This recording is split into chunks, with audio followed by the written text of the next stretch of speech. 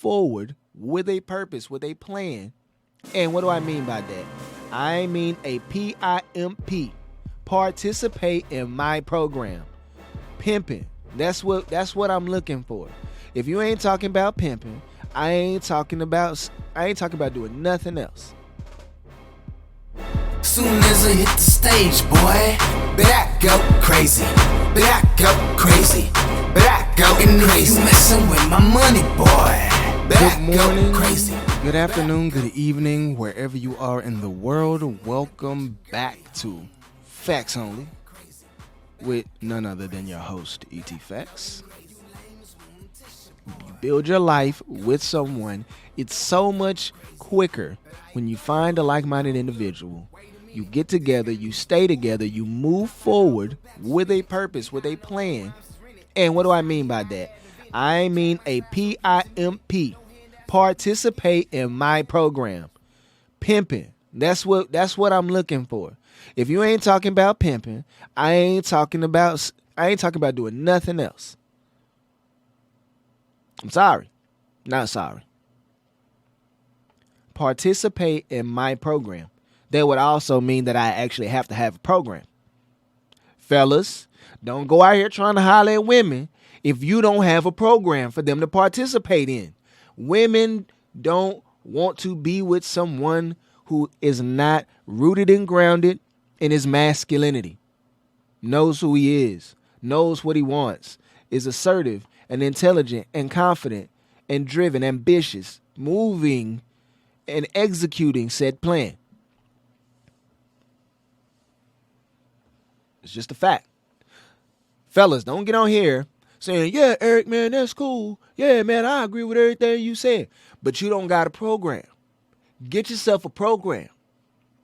Get a program. She will participate if she is bought into the program. She will cooperate if she's bought into the program. She will stay if there's progress in the program.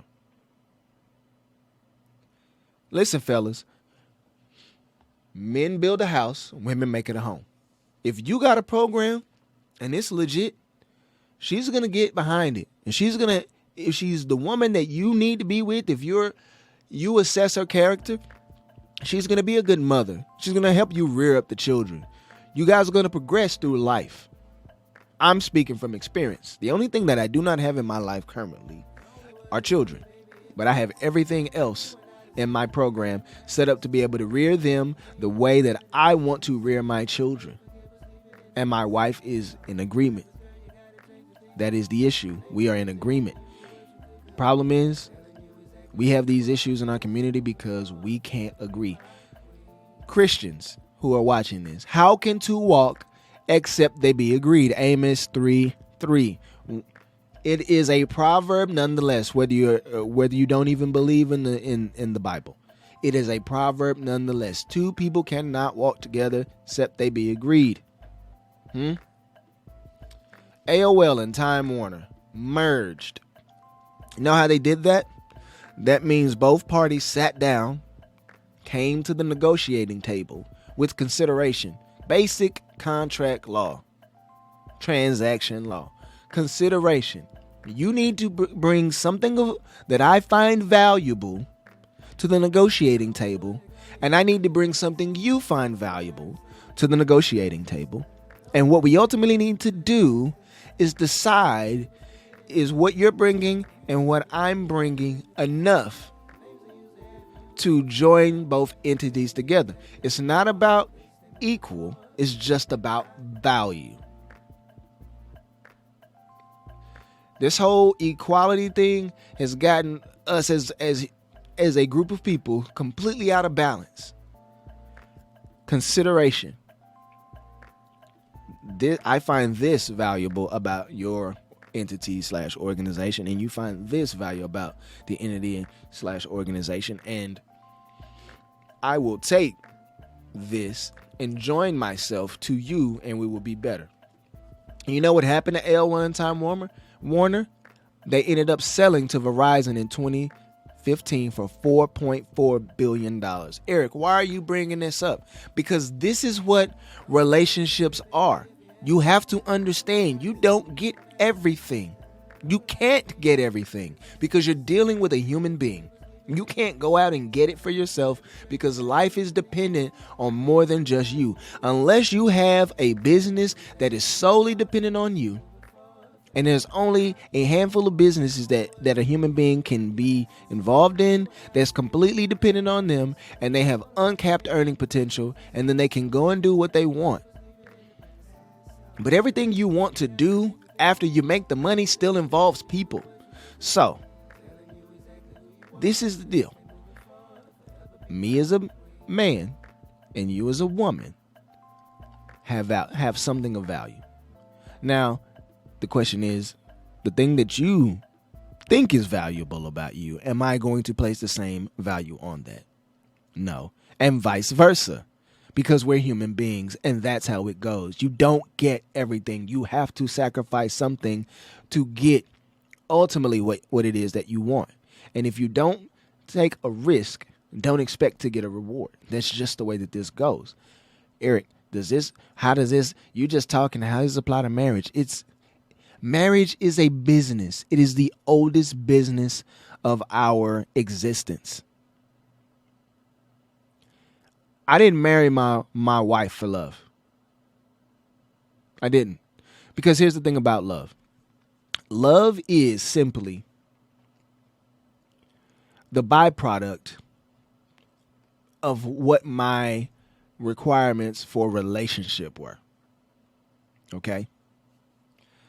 The things that I had on my list that my wife must do is respect me, listen to me, cook and clean for me, give me sex. I mean, those are like the 5 basic things. She had to have a strong work ethic, and she had to have a belief in God. And by God, I mean the God of the Bible, creator of heaven and earth. Those were the 7 things that were absolute requirements for me to be in a relationship with my wife. Okay? Those are not unique to me, but the things that I took on. And as she was consistent in those things, the deep feelings of admiration, adoration, and romance grew toward her. It didn't just happen. You know, you start off with the initial human love, and people get that. And, well, most people should get that. But ultimately, it grew. And again, she'll tell you, she had to learn how to love me. Because this is foreign, you know? You're not married to a person. You literally have to learn how to love them. The thing is, when people say, I fell in love, no. That's, to me, when I hear that, it's like you accidentally stumbled into something and you were completely unprepared. Well, we just fell out of love. It's like you Michael Jackson moonwalked out of the relationship. We fell out of love. No. That means that you didn't have a set criteria going into the relationship to be able to measure the love that you say that you want to receive. That's on you, not on the other person. And honestly, to me, it's a cop-out. I think it's lazy. I understand it. I just think it's lazy. Life's about making commitments. We commit to so many other things in our life, so many foolish things. You know, for some people, it's committing to go out and having a bunch of random sex. If that's what you committed to, hey, man, go be the best rando sex haver you can possibly be. No judgment from me over here at all, male or female. No judgment. I don't care what you do. Again, it goes back to consideration. What is it that I'm going to find valuable in you, and what is it you're going to find valuable in me? And is it enough value for us to merge our entities together? There are things that we can do definitely to increase our value. There's things that we can do and definitely do that will decrease our value. Let's go ahead and put it out here. Sexual partners will decrease your value if you're a woman, not a man. Double standard is just reality. But it's also true then women have access to men's resources at a younger age because of their youth and beauty.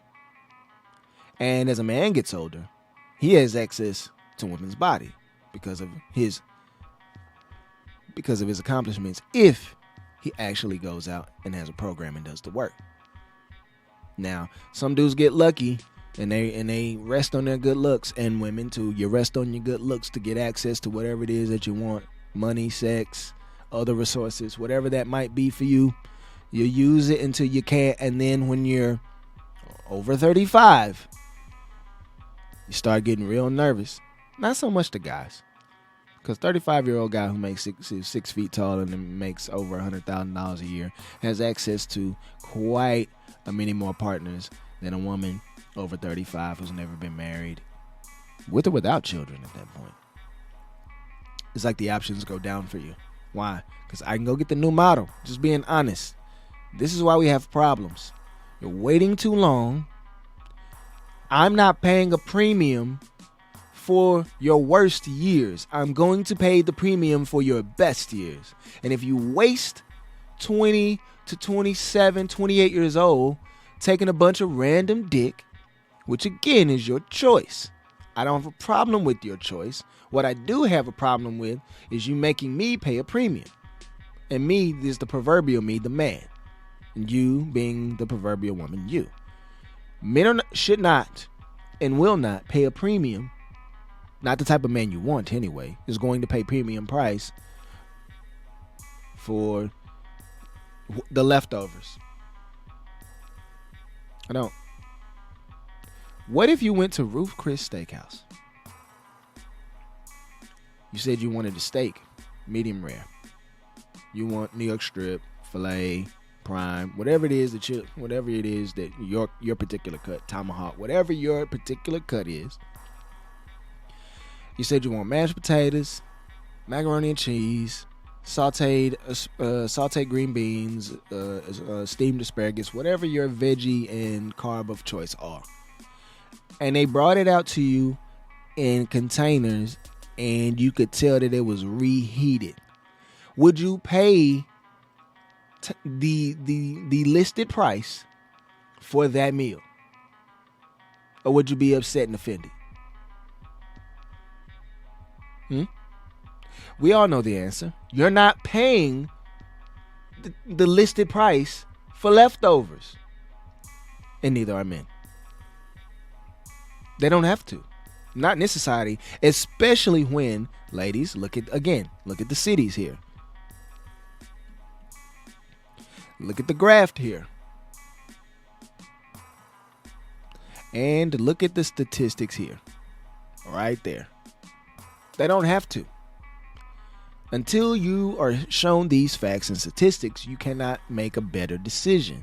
This is to force you to make better decisions about what you're doing. See, well, Eric, you're just saying this, that, and the third. No. I'm talking what I know. Here's anecdotal evidence, and I'll list it as such.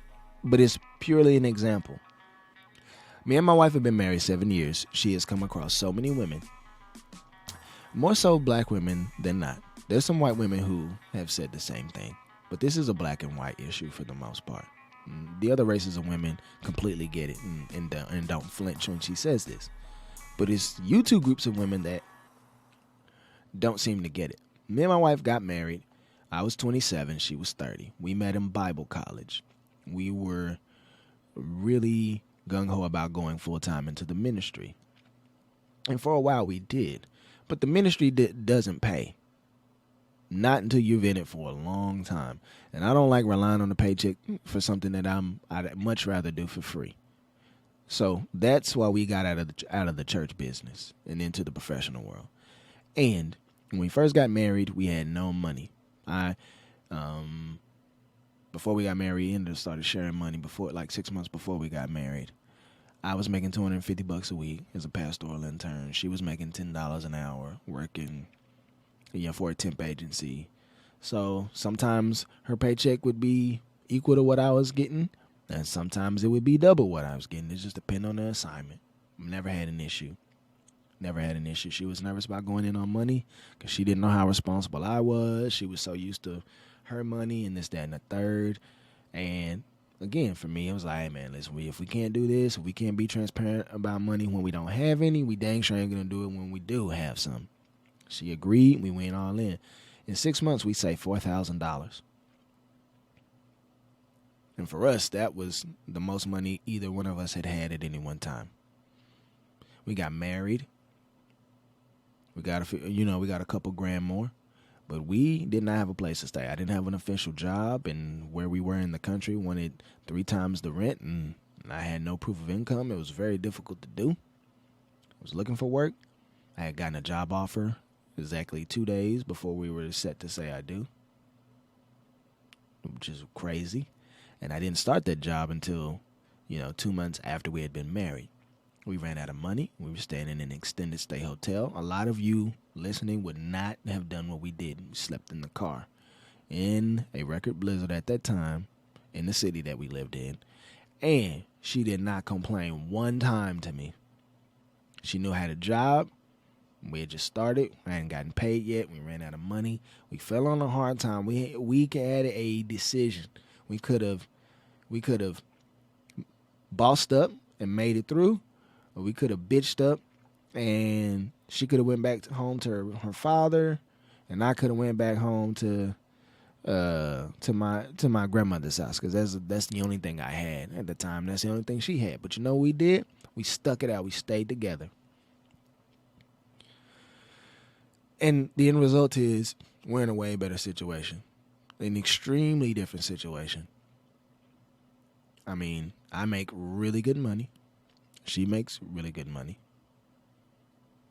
We made enough jointly to not be able to get a stimulus check. I'm just saying like that. So it's a way different situation. But again, how many people are willing to do the uncomfortable thing to be with a person? See, the way that we were is an old time mindset. It really is. It's the thing that got your grandmother and your grandfather together, and for them to stick it out for 40 or 50 years. What Shawnee and I have is not a partnership. This is a merger. We merged 2 entities together, share all assets, resources, and liabilities. This isn't a partnership. This isn't me coming to you saying, hey, this is what I'm responsible for, and this is what you're responsible for. See, that's partnering. Partnering means you get to leave. See, when you merge and you become one entity, how many times have you seen companies merge and then split? You usually don't see that. They usually go bankrupt. Or they sell to the highest bidder. That's what me and Shawnee do. We're merging so that we can be like AOL Time Warner and sell our entity for $4.4 billion. We're looking for that kind of transaction. We know when we raise our children, they're not going to be like what you see on this graph, because we won't allow it. We'll put the right things in them. They'll have the correct family structure to avoid these problems we see on the screen here. And yes, I know I've been talking a lot and I left this up, but again, I did it on purpose. Let me just let you look back at my beautiful face and just talk to you plainly. This is unacceptable. Where we're at and where we're going, it's unacceptable. And what we need to do is we need to start figuring out what it is that each other wants. And we need to start becoming the best version of ourselves. That's what Kevin Samuel says. Men and women need to become the best versions of themselves to be able to adequately please the opposite sex, so that we can continue to proliferate our species. See, what we haven't done is we are only 13 to 14% of the population that have been that way for 50 years. Why? Not getting into that. You guys know why. At least I won't get into it today. That's a whole nother rant. I've been talking for an entire hour about what it is that we need to do. What it is that you need to do. What I need to do. all with the data on the screen. So, what do we do now? We've seen the data. You've ran it at us into the camera and microphone. What do I do? You take your job. If you can move to one of these cities where these men are ladies, do it. Do it.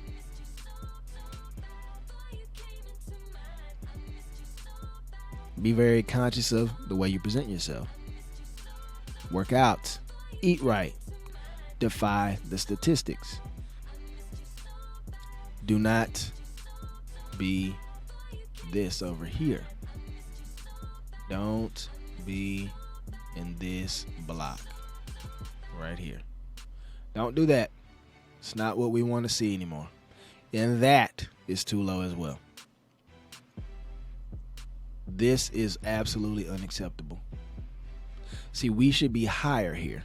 We're both dealing with the same thing. And then we have a very unique situation that's different from most people groups here, in my opinion, only. The size of our population isn't growing because we're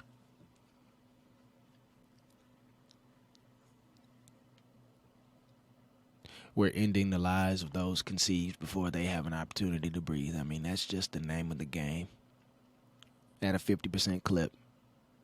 And these particular human beings right here have no say. You have all the say. You carry.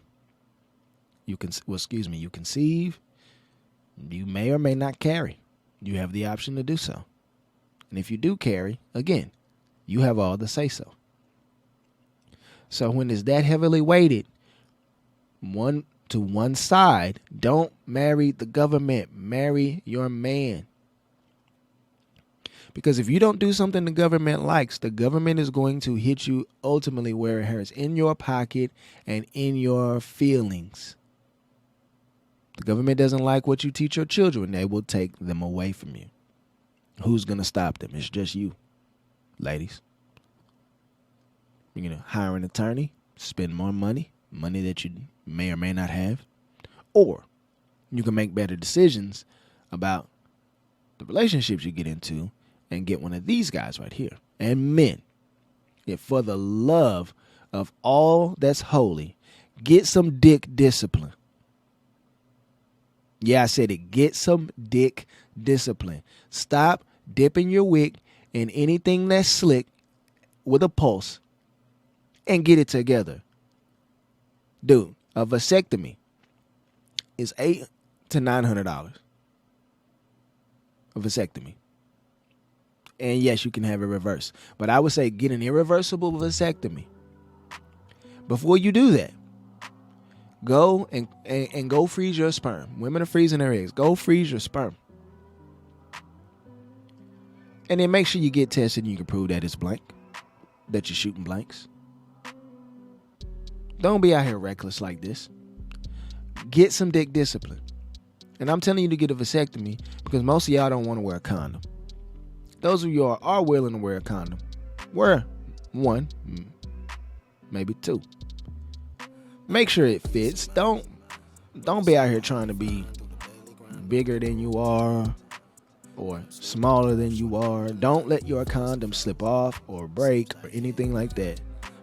You need to be responsible. And you don't ever come in a woman that you're not that you don't have a commitment from. You don't.